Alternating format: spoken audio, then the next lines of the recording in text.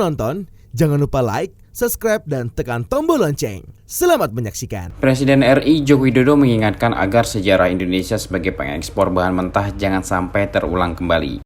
Oleh karenanya, Presiden meminta seluruh pihak untuk berani mempertahankan program hilirisasi yang telah dimulai. Hal tersebut disampaikan Presiden pada pengukuhan kepengurusan Dewan Pimpinan Pusat dan peresmian pembukaan Rapat Kerja Nasional Gerakan Angkatan Muda Kristen Indonesia atau GAMKI tahun 2023 di lapangan Banteng, Kota Medan, Provinsi Sumatera Utara. Ekspor bahan mentah yang dilakukan oleh Indonesia telah berlangsung sejak zaman VOC Belanda, yakni sudah lebih dari 400 tahun. Presiden menilai hal tersebut tidak memberikan nilai lebih terhadap Indonesia. Presiden menambahkan kejadian serupa juga terjadi pada tahun 1970 dan 1980. Saat komoditas yang dimiliki banyak oleh Indonesia tidak memberikan nilai tambah bagi penerima negara. Oleh karena itu, saat ini pemerintah terus menggaungkan program hilirisasi untuk memberikan nilai tambah terhadap pendapatan negara. Presiden pun memberikan contoh nyata lompatan penerimaan negara setelah adanya kebijakan penghentian ekspor biji nikel. Lompatan tersebut, kata Presiden, tentunya berdampak terhadap negara baik dari segi penerimaan negara hingga pembukaan lapangan kerja. Presiden menilai kedepannya ketika ekspor bahan mentah sejumlah komoditas lainnya turut dihentikan, akan dapat mendorong lagi terbukanya lapangan kerja dalam negeri. Kita telah melakukan hilirisasi. Hilirisasi itu apa sih? Menjadikan bahan mentah kita menjadi barang setengah jadi atau barang jadi. Karena sudah lebih dari 400 tahun kita ini selalu mengekspor bahan mentah. Sejak VOC, kirim bahan mentah. Ya kita dapat uang, tapi sangat kecil sekali. Saya berikan contoh saja nikel, ini sering saya sampaikan. Waktu ekspor bahan mentah, ini sebelum tahun 2020, waktu ekspor bahan mentah, kita setahun itu hanya dapat kira-kira 2,1 billion US dollar, artinya kurang lebih hanya 32 triliun.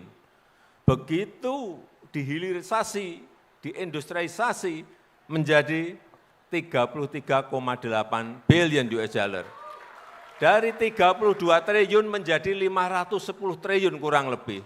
Lompatannya berapa kali? Ada yang menyampaikan ke saya, Pak, terus negara dapat apa? Itu yang dapatkan perusahaan untungnya. Jangan lupa, waktu mengekspor bahan mentah, kita itu memungut royalti, pajak, penerimaan negara bukan pajak perusahaan, pajak karyawan. Setelah hilirisasi, bayangkan, negara memungut dari 32 triliun. Setelah hilirisasi, negara memungut dari 510 triliun. Pilih mana? Sebelum hilirisasi,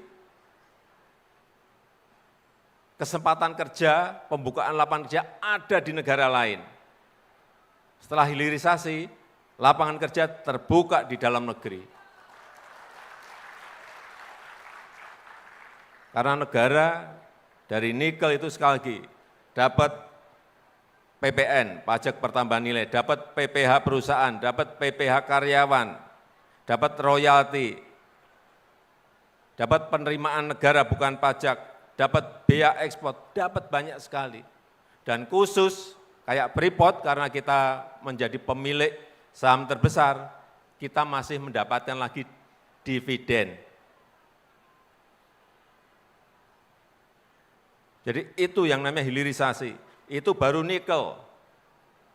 Kalau nanti stop boksit, stop tembaga, stop timah, stop batu bara, stop minyak kelapa sawit CPO, stop rumput laut, ekspor rumput laut mentah, stop ikan mentah, berapa yang bisa kita buka lapangan kerja di dalam negeri.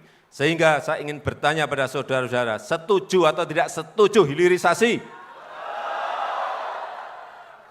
Lagi, kalau hanya mengekspor bahan mentah saja, sampai kapanpun, sekali lagi saya ulang, sampai kapanpun negara ini tidak akan menjadi negara maju.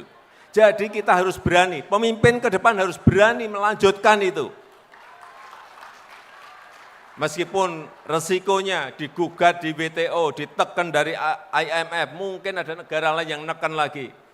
Jangan mundur. Jangan kemudian tidak berani melanjutkan. Akan rugi besar kita. Karena kalau kita ingat dulu, Indonesia ini pernah booming minyak tahun 70-an. Tapi kita tidak mendapatkan nilai tambah dari sana. Tahun 80-an, saya ingat, kita ini pernah booming kayu. Karena hutan banyak yang dibabat. Tapi kita juga tidak mendapatkan nilai tambah dari sana. Oleh sebab itu sekali lagi, sejarah lama itu tidak boleh terulang lagi. Jadi jangan ekspor bahan mentah. Nanti tolong diingatkan pemimpin yang akan datang. Jangan ekspor bahan mentah, rakyat harus berani mengingatkan mengenai itu. Tapi sekali lagi, semua itu membutuhkan kekompakan, semua itu membutuhkan persatuan, membutuhkan seluruh kekuatan komponen bangsa ini untuk bersama-sama meraih, bersama-sama berusaha. Namun kepala negara mengakui bahwa untuk mempertahankan hal tersebut selain dibutuhkan keberanian, juga dibutuhkan kekompakan dan persatuan antar komponen bangsa. Tim Eljon Media melaporkan.